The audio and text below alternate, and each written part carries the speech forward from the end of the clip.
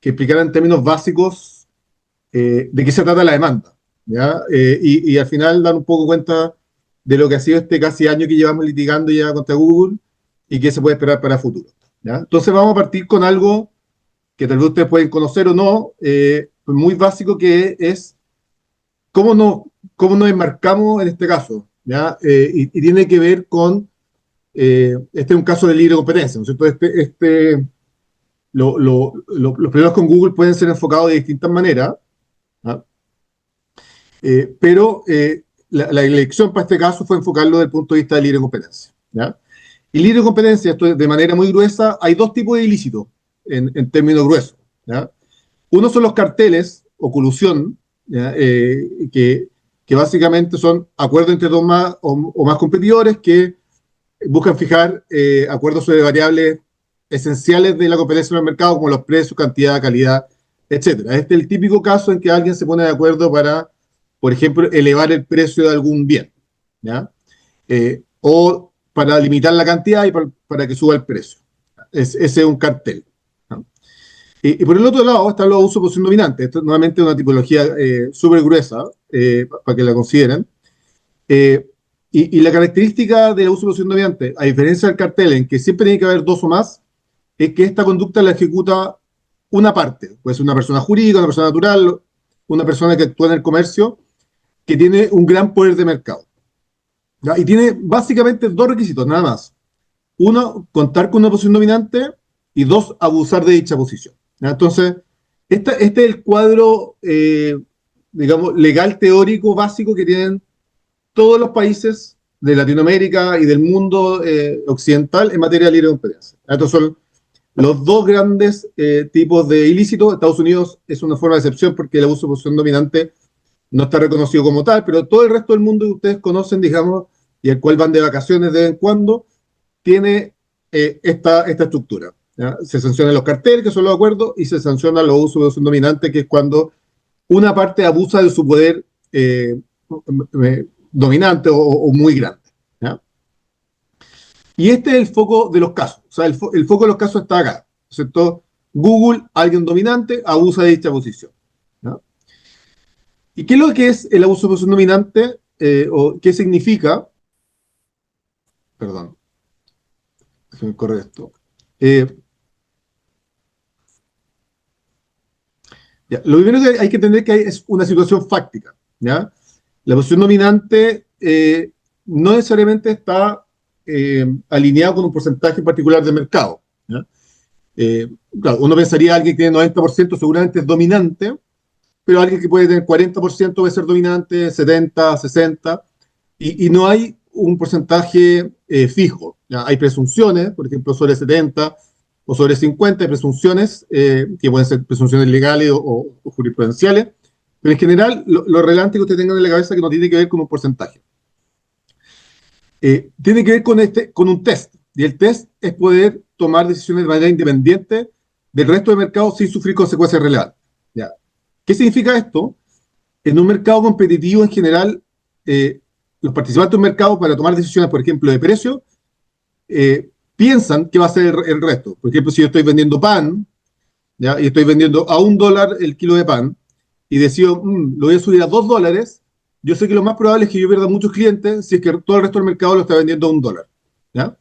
En el caso de los monopolistas que tienen posición dominante, ellos podrían subir el precio del pan a $2, y dado que no tienen más competencia, por al menos un tiempo, van a poder sostener el precio a $2, ¿ya? Eso significa tomar decisiones de manera independiente, es decir, toman decisiones sin fijarse en lo que hacen los competidores, porque los competidores en realidad no tienen poder de contrapeso, ¿ya? Y esa es la situación en que está Google, ¿ya?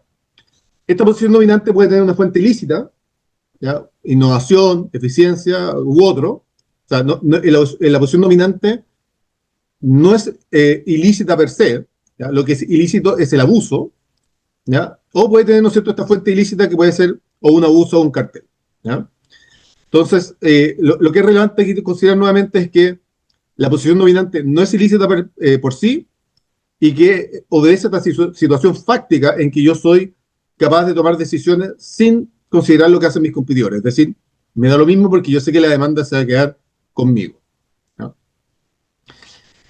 Y aquí también Luis me pidió que diera una pincelada rápido del sistema chileno de libre competencia, va a ser muy breve. Pero el sistema de libre competencia chileno tiene características que son particulares, incluso dentro de Latinoamérica, que lo hacen propicio para llevar este caso tal vez como la punta de lanza en Latinoamérica, ¿ya?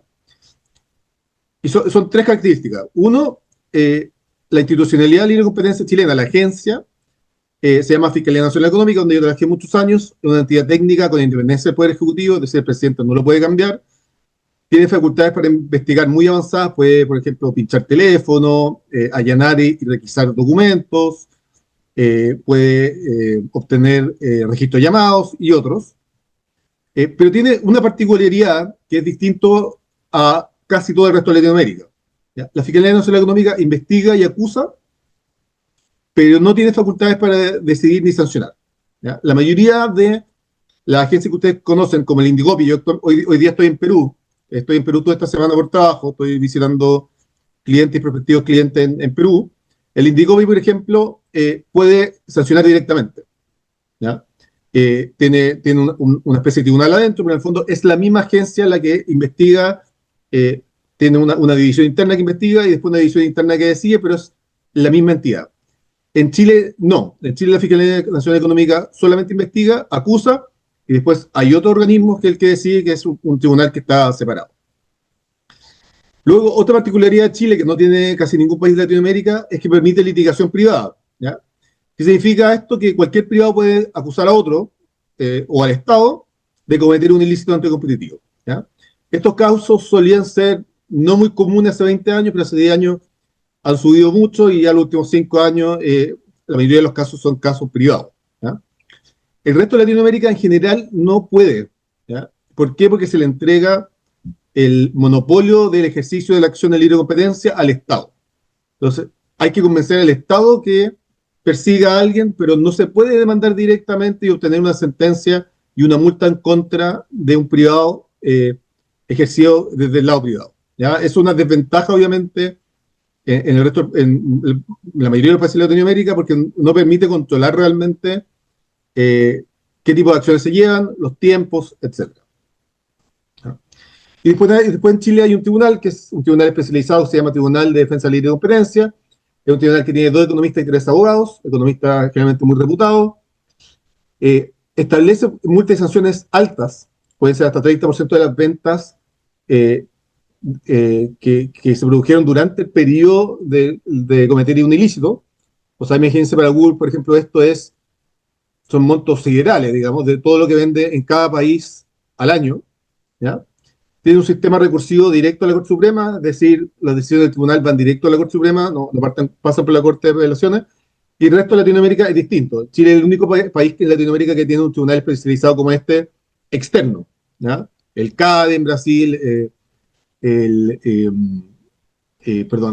Indecopi, la SIC, todos tienen tribunales pero internos, ¿ya? O sea, son parte de la misma estructura.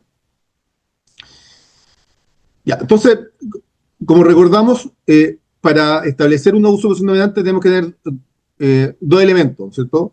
Uno, el poder de dominio y 2, el abuso, ¿ya? ¿Y dónde vemos el dominio de Google? Por un lado, vemos que en navegadores, ¿ya? En Chrome, es cercano al 100% de participación de mercado a nivel mundial, ¿ya? El siguiente, que es Bing, que es de Microsoft, anda en 2 o el 3%, y todo el resto, Yandex, Yahoo, DuckDuckGo, etcétera, están cercanos al 1 o 0%, ¿ya? Esto es relevante porque los navegadores es donde están los buscadores, que es de lo que el caso se trata y vamos a ver, ¿ya? Y en sistemas operativos móviles, también Android es lejos el sistema operativo más fuerte, casi 80%, y en países de ingresos medios o de ingresos más bajos, como los países nuestros de Latinoamérica, la participación de Android es mucho más alto y la de Apple o iOS es mucho más bajo, ¿ya? Entonces, hay, aquí uno ve que Google tiene una dominancia tanto en navegadores como en sistemas operativos móviles, y esto es relevante porque en ambos sistemas, en navegadores, cuando uno realmente está dentro del móvil o dentro del computador, está el buscador, y el sistema operativo móviles también es relevante por lo mismo, porque están los navegadores con el buscador, y en el caso de Android está lleno de widgets que te llevan a Google o al buscador de Google automáticamente, y vamos a ver que eso no se logró de manera lícita. Entonces, como repasando nuevamente, esta dominancia en sí no es ilícita, ¿ya? Y eso hay que tenerlo hay que considerarlo bien. La dominancia en sí no es ilícita. Entonces la pregunta es, ¿Google llegó a tener esta dominancia en navegadores y en sistemas operativos móviles de manera ilícita o ilícita? Y la respuesta para nosotros es clara, digamos, y ustedes saben que está siendo litigado en todo el mundo, ¿ya?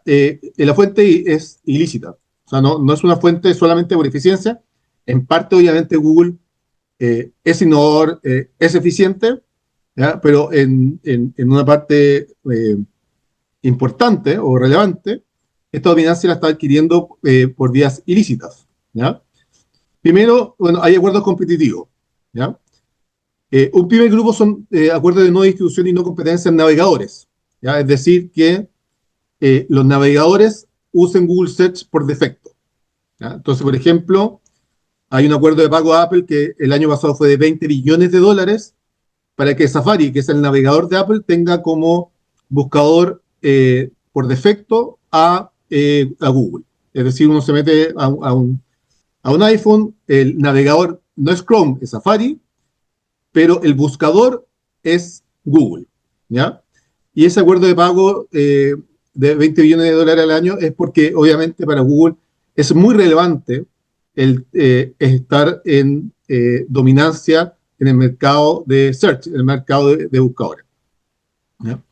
Y también tiene acuerdo de pagos a otros navegadores, como Firefox, Opera y otros. Y por ejemplo, para Firefox, que tiene Mozilla Firefox, aproximadamente el 80% de los ingresos de Firefox son los pagos que le hace Google para que dentro de Firefox el buscador, el buscador predeterminado sea Google. Y por el otro lado, en el sistema Android hay una serie de acuerdos anticompetitivos. De partida, acuerdos de antibifurcación.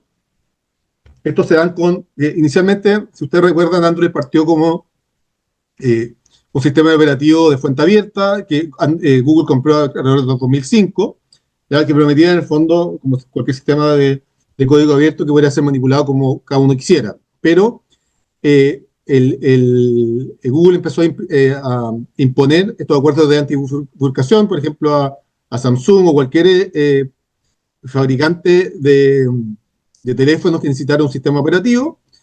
Y esto lo que hace es impide cambios relevantes al sistema Android y evita que se instalen ciertos componentes de Google, como el Search y Widget. Es decir, en resumen o en sencillo, esto es que si usted quiere usar Android en su aparato que está vendiendo, sea Huawei o el que sea, ese Android usted no lo puede modificar en el sentido de sacar, por ejemplo, ciertos componentes como el Search o los widgets, que generalmente si uno tiene Android como yo, ustedes lo ven como una barra de búsqueda que viene predeterminada en todos los teléfonos, ¿ya?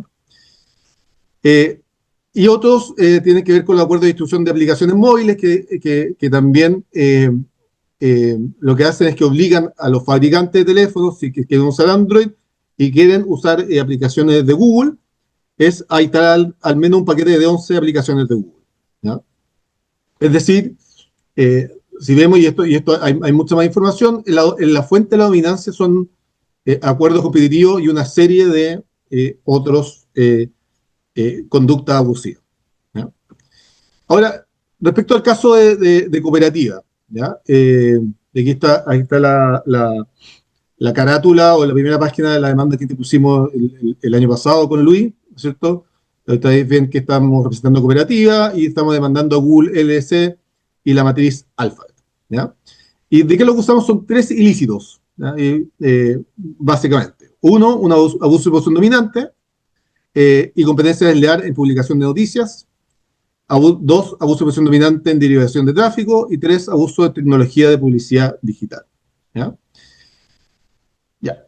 ¿Qué pasa en el mundo de publicaciones de noticias? ¿Ya? Google pasó de ser una empresa que indexaba páginas, ¿cierto? Que ustedes se acordarán en los inicios de Google, lo que nos daba era una especie de listado de páginas, ¿ya? Era como un catálogo de páginas, una especie de índice de páginas, eh, y nada más. Es decir, si yo buscaba, por ejemplo, medios periodísticos en Perú, me iba a dar un listado de medios periodísticos en Perú, y yo tenía que, si quería saber algo, cualquier cosa de ese medio periodístico, desde su dirección, su director, eh, qué está publicado hoy día, ¿ya? Desde cuándo existe, yo me tenía que meter a la página de ese medio periodístico y buscar en esa página y ahí encontrar la información, ¿ya?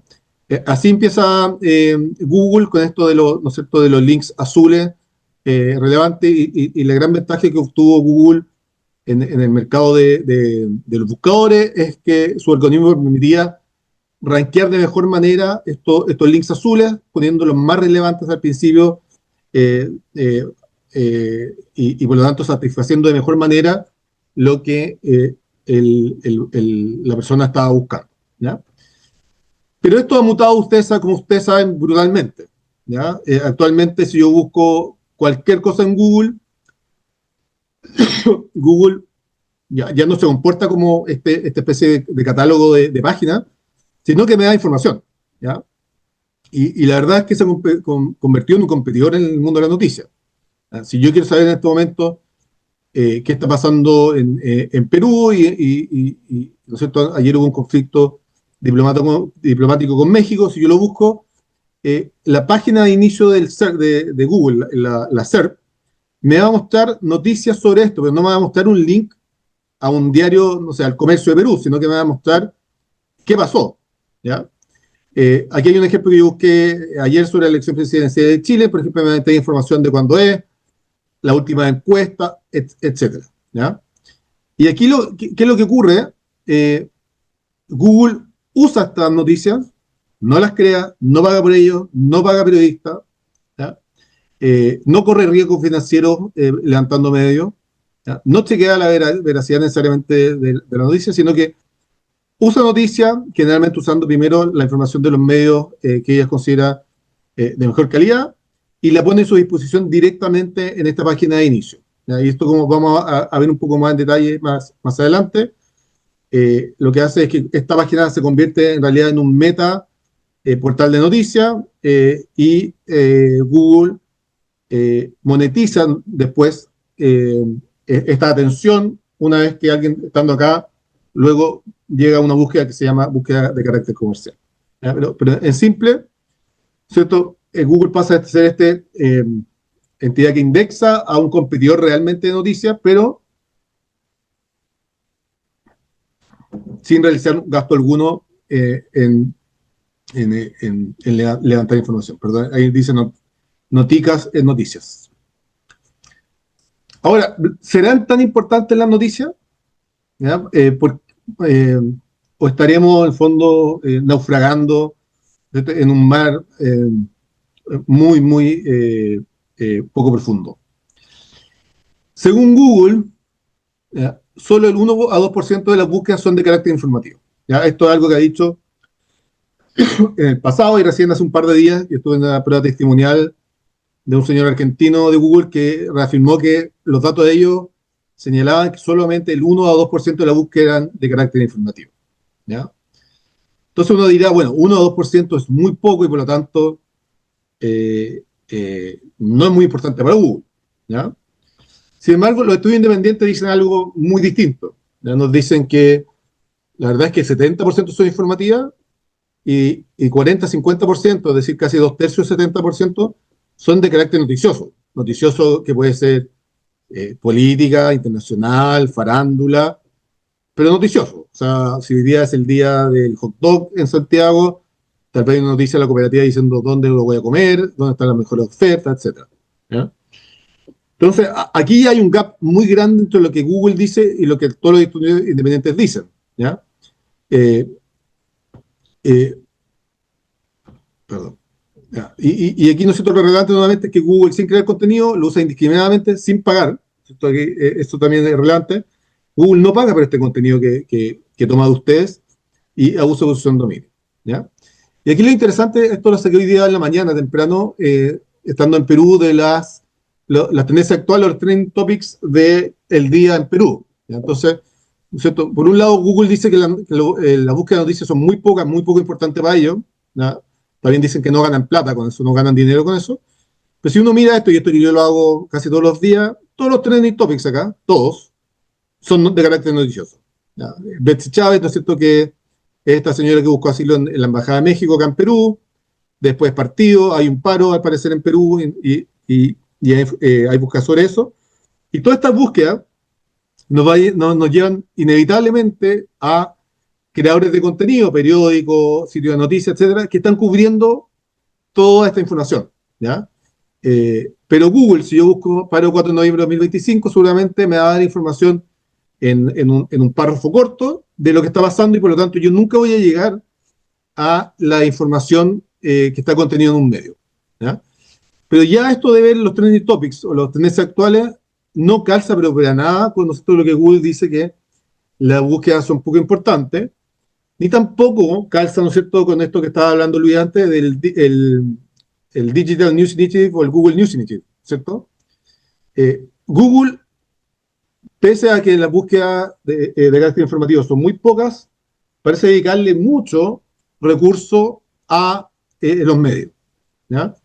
Porque de todos los creadores de contenidos que hay muchos creadores de contenido, ¿no es cierto? Los creadores de contenido de carácter informativo son un subgrupo de ellos. Para los únicos respecto a los cuales existe un programa como Google News Initiative es para los medios, ¿ya?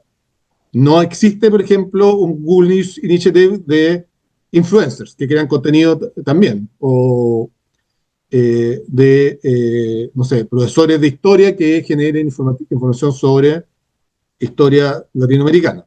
¿Ya? Entonces, claramente, la noticia, y este es un punto relevante en los juicios, es probar que las noticias son relevantes para Google, y son particularmente relevantes y son muy relevantes para Google, en realidad. ¿Ya? Y esto es algo que Google ha peleado en todos lados, pero en general ya casi todos los expertos que se han llevado han desmentido estos números de Google que no sabemos cómo lo obtienen, porque la única fuente de este 1 o 2% son ellos mismos. ¿Ya?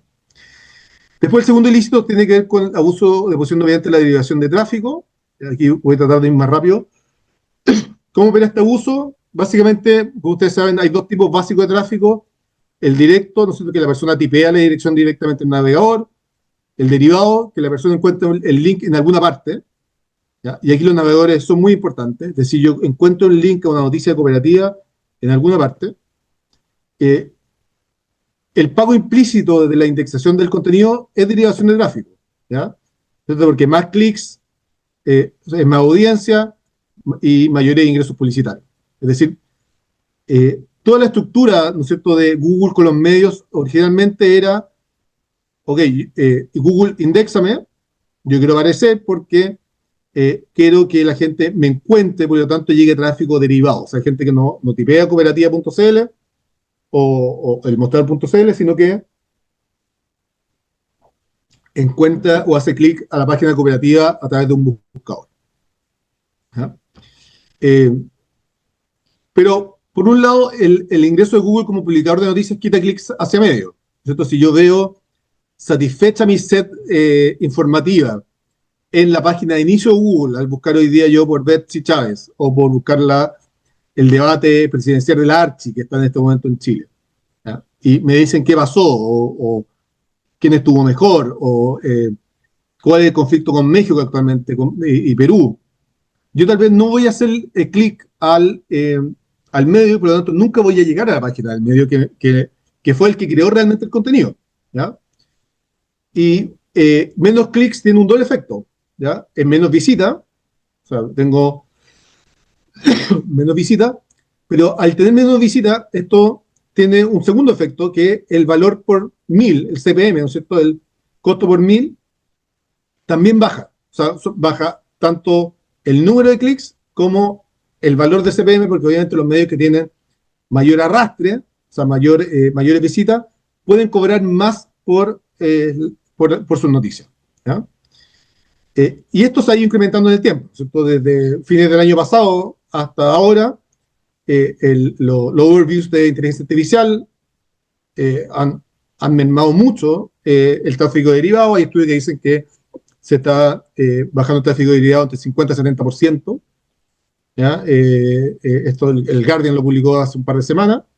¿Ya? Y esto va incrementando fuertemente y toda la información que está dando Google en su plataforma de IA, tanto en el IA Overviews como el modo IA, que esto debe tener un mes o 2 meses,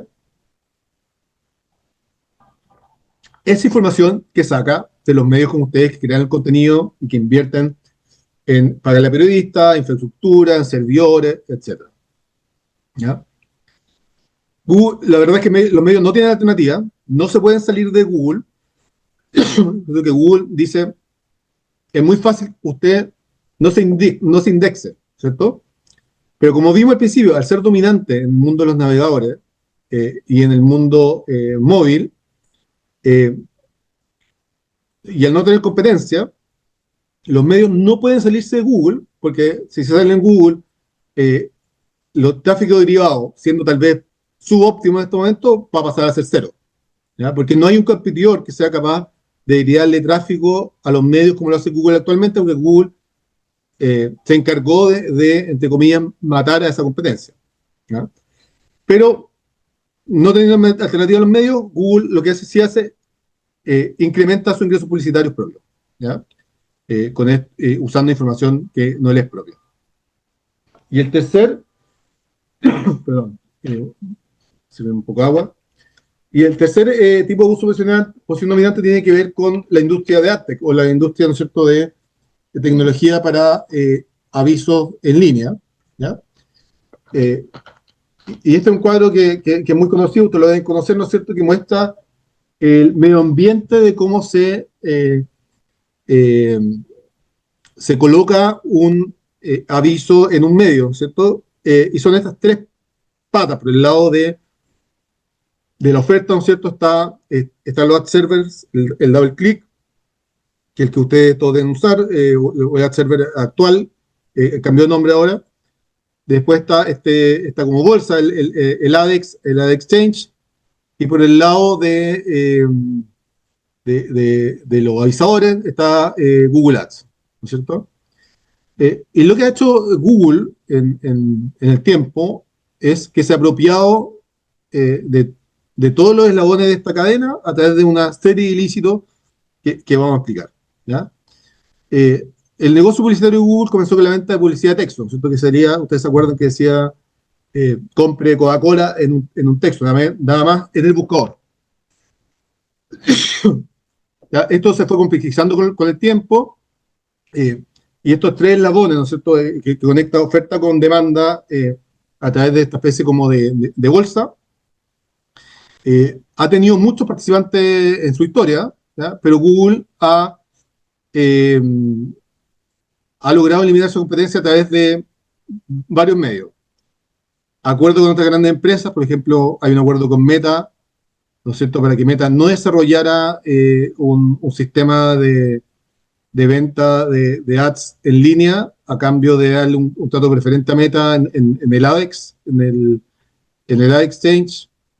Google ha comprado o bloqueado tecnologías que amenazaban su poder monopólico, ¿ya? O sea, cada vez que salía un posible competidor que le metiera ruido en cualquiera de estos eslabones, o lo compraba o lo sacaba fuera del negocio a través de prácticas anticompetitivas. Eh, las tarifas que son muy oscuras, porque ustedes saben que no saben cuánto le cobran a cada quien en cada parte. Esto es muy oscuro, que es una muestra o un indicador muy claro de un mercado anticompetitivo cuando uno la verdad es que no tiene mucho conocimiento de cómo le cobran, solamente sabe que le cobran y básicamente habría que confiar en que lo que le están diciendo está bien. Esto se veló en los juicios en Estados Unidos, el desarrollo de varios proyectos secretos que le han permitido implementar modalidades de subasta en las que Google siempre resulta ganador, ¿ya? Entonces, hay un proyecto, por ejemplo, el proyecto de Hernán, que es el proyecto Godot, que en general lo que hacen todos estos proyectos es que ante la irrupción de un competidor, buscan formas de alterar el funcionamiento del sistema para que ese competidor se vuelva menos atractivo, ¿verdad? Y por lo tanto para que Google mantenga su dominancia en este medio ambiente de venta de publicidad en línea. ¿Ya? Y el negocio es muy lucrativo, ¿no es cierto? De cada dólar que entra al sistema, o sea, cada dólar que gasta un avisador, Google se queda con 35% de ese dólar. ¿Ya? Eso es lo que declaran ellos, la verdad es que los números reales no lo sabemos, puede ser más alto, sabemos que sí varía entre medios, por ejemplo, el New York Times paga menos que seguramente usted, y seguramente un medio chico paga más que uno mediano, ¿ya? Pero pensándolo solo como un sistema que es un intermediario, cuesta pensar en cualquier otro ejemplo en que un intermediario, digamos una bolsa de comercio, un corredor de propiedades, o sea, cualquier tipo de intermediario se lleve 35% del negocio. ¿Ya? Y esto seguramente es un número que está eh, desinflado, debe ser mayor que eso. Finalmente, darle un vistazo a lo que ha sido este año de juicio. Estos juicios son tres demandantes. ¿Ya? Copesa, el diario Tercera en Chile, inició esto en marzo de 2024. Después nosotros en diciembre entramos con las demandas del mostrador y cooperativa. En ese marco, el mostrador y cooperativa tuvimos un proceso de conciliación con Google de aproximadamente hoy día unos 2 meses, en que estuvimos tratando de llegar a un acuerdo. No se llegó a acuerdo, tampoco no se llegó a acuerdo, quedamos en el aire, el tribunal no quiso dar más tiempo, y en junio del 2025 se acumularon las tres causas y actualmente se están tramitando de manera conjunta. ¿Ya? Luego en septiembre, lo último que ha pasado en septiembre empezó el término probatorio, esto significa que se van a empezar a presentar documentos y otros, y de hecho esta semana y la semana pasada ya empezamos con testimoniales. Google ha presentado principalmente testigos que vienen del mundo del Google News Initiative Latinoamérica y de gente que trabaja en los departamentos o los segmentos de AdTech en Estados Unidos. Entonces, gente que está en Argentina está viajando a Chile a prestar declaración como testigo, y respecto de la gente que está en Estados Unidos se va a prestar declaración en el consulado de Chile una vez que se ha notificado que eso puede pasar mucho tiempo. ¿Ya? El probatorio va a ser largo eh, porque justamente los testigos que están fuera de Chile van a alargarlo mucho porque hay que pasar por un proceso por la Corte Suprema chilena para notificarlos en Estados Unidos, por lo cual nosotros estimamos que el fin del probatorio y los alegatos finales, que los alegatos son estas presentaciones orales que se hacen al final del juicio, sean a fines del 2026, principios del 2027. Después la sentencia del tribunal debería ser más o menos un año después de los alegatos, un poco menos, y de seguro esto va a la Corte Suprema y eso es 2 años después del fin del probatorio de los alegatos finales, y lo que nos puse acá es que luego de este juicio de libre competencia, si uno quisiera demandar daños, es decir, recuperar fondos por el daño que sufrió de parte de Google, hay un segundo juicio mucho más corto que no hay que probar el ilícito, sino solamente hay que probar el daño sufrido y la conexión causal con estos hechos.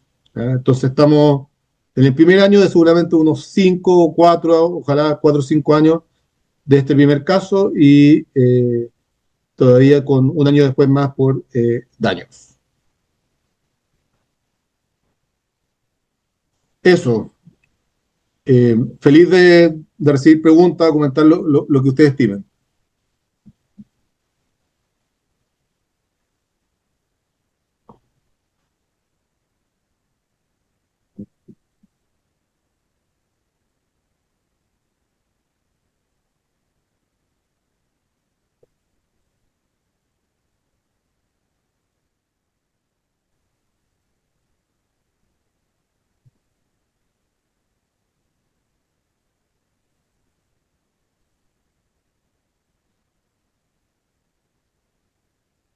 Sí, Sebastián, muchísimas gracias por la presentación. No sé si pudieras circularnos o enviarnos la presentación por email para compartirla con algunos socios. Ya han manifestado aquí mucho interés en la misma. Em, no sé si tienen alguna pregunta, eh, vamos a ceder la palabra al foro. Carlos Molina y Michelle están. Un gusto, Luis, de verte. Muchas gracias, doctor Castro, por la exposición. La pregunta que me surge es, ¿qué capacidad tiene eh, la justicia chilena para llevar adelante una ejecución de sentencia favorable eventual en este juicio y cómo lo imaginan, en qué plazos, en qué forma, actuando sobre qué jurisdicción, embargando qué bienes? ¿Comprendido? Lo entiendo. Es una buena pregunta. Es una pregunta que nos falta tiempo para llegar a eso, pero que claro, uno lo tiene en la cabeza como algo, ¿cierto?, de preocupación. Eh, la verdad es que yo creo que una compañía como Google, que tiene muchos negocios en Chile, al menos, tiene data center, contratos con el gobierno, etcétera, veo muy difícil que no quiera cumplir un fallo de la justicia. ¿Ya? Eh, yo, en general, en Chile y en muchos países de Latinoamérica, el Estado de Derecho funciona bien, y las empresas internacionales en general también cumplen los fallos. Yo, en principio, yo apostaría, no sé, más del 90% que Google cumpliría con un fallo en contra, ratificado con la Corte Suprema sin duda. Y en caso que no quiera pagar, bueno, hay formas de hacerlo, no sé, juicio de ejecución. Bueno, y Google tiene mucho activo en Chile. Entonces, en el peor de los casos, hay que pagar bien, etcétera, y eso hay en Chile. Afortunadamente, yo creo que la mayoría de los países ustedes también.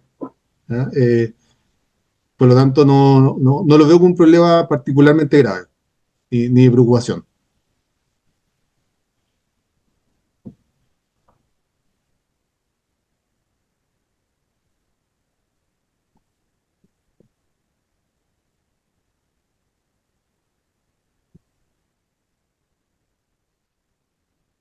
¿No? Muchas Hola, gracias. hola, buen día, Luis, buen día, doctor Castro. Soy Rafael Inchausti de Uruguay. Un gusto verte, Luis, a la distancia. Un gusto también, el doctor Castro. Muy buena la presentación y muy valiente la iniciativa de llevar a Google ante esta instancia judicial. Em, Mi consulta la voy a dirigir a Luis. Sabemos que cuando estas grandes plataformas reciben este tipo de denuncias, suelen responder en forma rápida y bastante agresiva.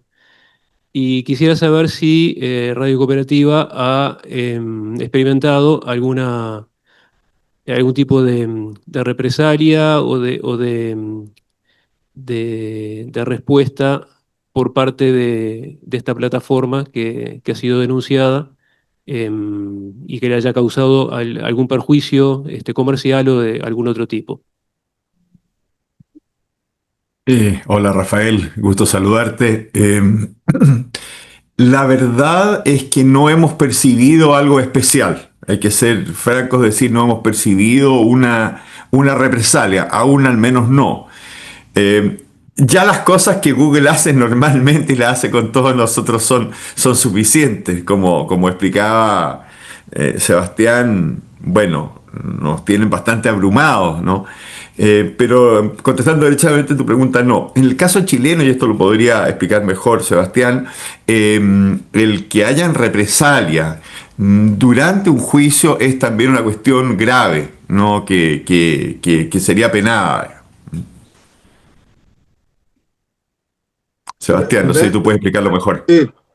tal vez agregar lo que dice Luis, que efectivamente, eh, como dice Luis, el que tome una represalia en contra justo de quien lo está demandando sería un gran antecedente para el caso. Yo creo que le aseguraría a Google perder el caso con absoluta certeza.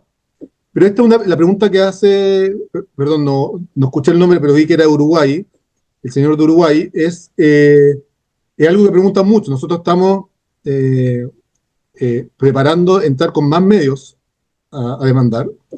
Y esta es una pregunta que nos hacen mucho, ¿no es cierto? Que entendiblemente Google es un gigante de trillones de dólares y los medios, ¿no es cierto?, de Latinoamérica, a algunos le irá muy bien, pero no están en condiciones de pararse frente a Google a pelear de igual a igual. Pero la verdad es que la experiencia en el mundo es que hasta el momento a nadie que lo haya demandado le han realizado acciones de represalia. Y en el único lugar donde ha habido problemas mayores fue en Australia, pero más bien fue una pelea con el gobierno, donde Google amenazó con irse del país. ¿Ya? Pero fue una disputa con el gobierno. Hasta el momento ningún medio en el mundo que lo haya demandado, que son muchos, ¿ya? O sea, en Europa yo creo que son casi todos los medios existentes en Europa lo tienen demandado, ninguno ha sufrido represalias directas. Ahora, ¿se pueden descartar 100%? No, ¿ya? Pero yo las veo muy poco probables.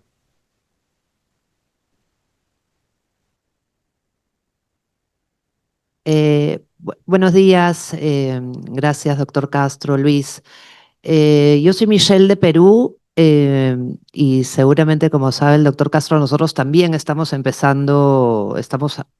mitad de un proceso contra Google y quiero preguntarle algo en específico. Con la entrada de OpenAI, ¿no? Y de ChatGPT y todo este tema de inteligencia artificial, ¿cómo termina afectando el tema? O sea, ellos pueden usar eso como argumento que hoy en día en el search no son monopólicos, porque no conozco números, pero tiene que haber bajado el uso de Google para las búsquedas. No sé si tiene, digamos, una idea de esto. Aquí yo haré la siguiente distinción. Por ejemplo, para el caso cooperativo, de cooperativa, la verdad es que el periodo analizado en el caso es hasta marzo del 2025. Por lo tanto, esto es posterior y no va a entrar para este caso en particular, ¿ya?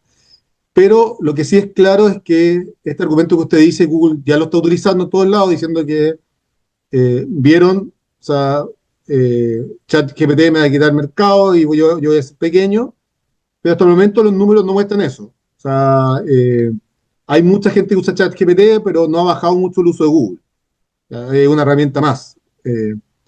Por lo tanto, es algo fáctico que sin duda va a ser una defensa de Google, pero va a ser una defensa de Google para el futuro, porque para atrás, es decir, antes de que se iniciara o incrementara tanto el uso de IA, la verdad es que no hay duda que el buscador dominante es Google y en este momento lo sigue siendo según todos los datos que uno puede ver.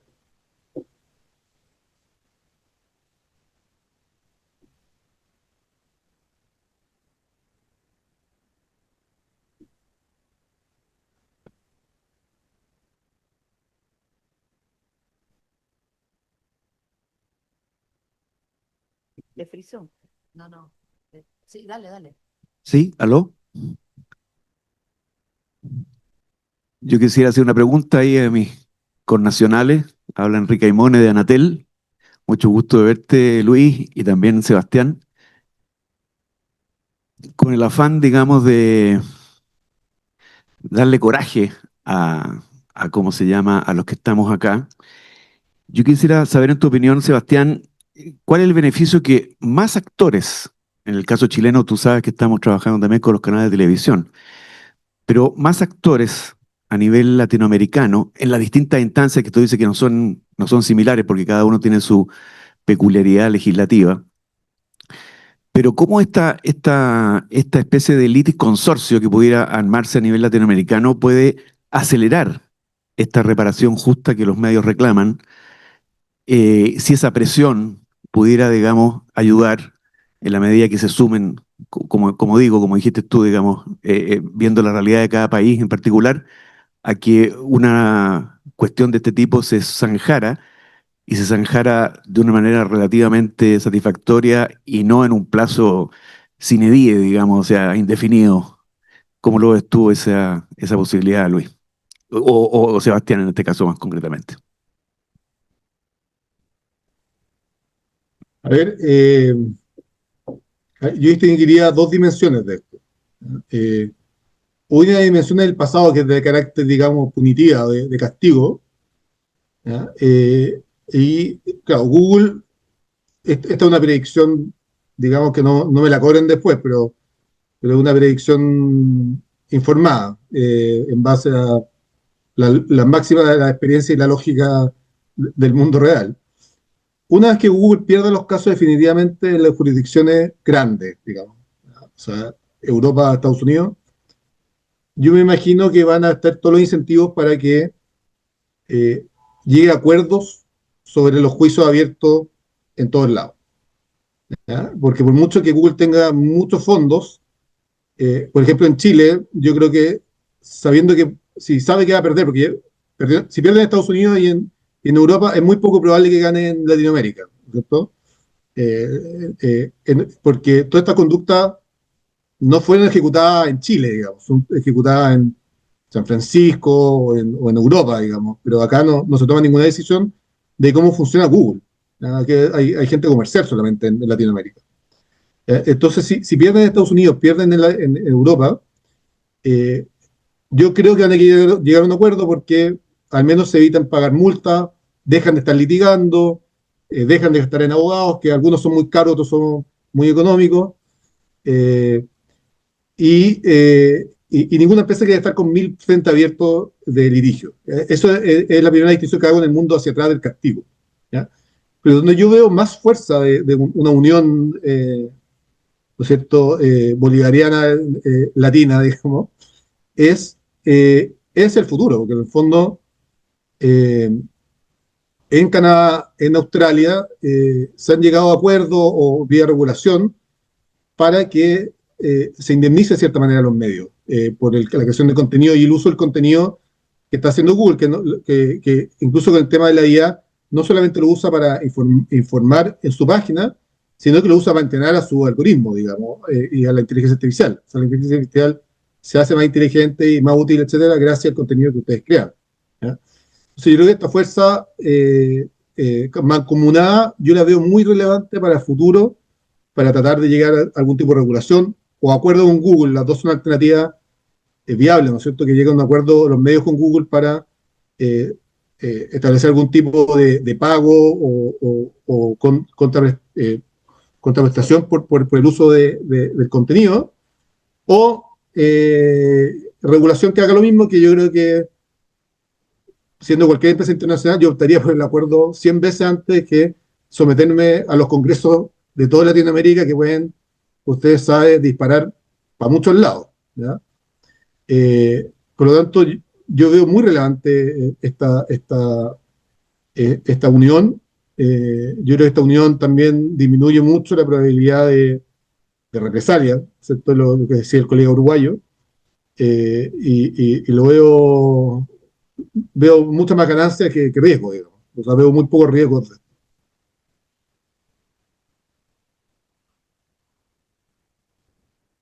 Osvaldo, si me permites complementar la respuesta de Sebastián, los plazos aquí son súper largos, ¿no? Cuando en el Congreso de los Estados Unidos hicieron las famosas audiencias con las grandes tecnológicas, el ejecutivo máximo de Google terminó su presentación diciendo, nosotros no nos vamos a regular, vamos a aprovechar todas las oportunidades que tengamos. Entonces, por favor, ustedes regúlennos, ustedes tienen que tomar las decisiones para... Yo creo que en esa frase hay un principio de renuncia, de saber que en algún momento este negocio gigantesco que Alphabet ha tenido se va a terminar. Y uno tiene que hacer lo posible que se termine más luego que más tarde, ¿no? Porque si no, nos vamos a morir en el intento. Y por eso la fuerza de una, a nivel de cada uno de los países y entre nuestros países, la fuerza que tengan más demandas puede ser muy, muy relevante para ponerle límite más rápido. Como se sabe, porque es una empresa pública, pública en términos americanos, de una empresa que cotiza públicamente, ha diversificado y ya no tiene todos sus ingresos provenientes de la publicidad como lo ha tenido en los 10 primeros años de su existencia, en que todos sus ingresos venían del campo de la publicidad, que es lo que ha logrado con estas triquiñuelas y con este abuso de posición dominante en contra nuestra, ¿no? Hoy día nos dice que, y buena parte de los programas que tiene con el Google News Initiative es convencernos que tenemos que encontrar otras fuentes de financiamiento en el pago por uso por parte del público y abandonar el tema de la publicidad. Pero eso es otro tema. Pero al diversificarse y meterse en negocios de salud, de autos automáticos o sin conductor, de muchos otros negocios, los laboratorios, etcétera, está mostrando que ya sabe que el tema de la publicidad va a tener un límite o va a tener al menos una reducción y que vamos a lograr cambiar un poco el estado de cosas de hoy día.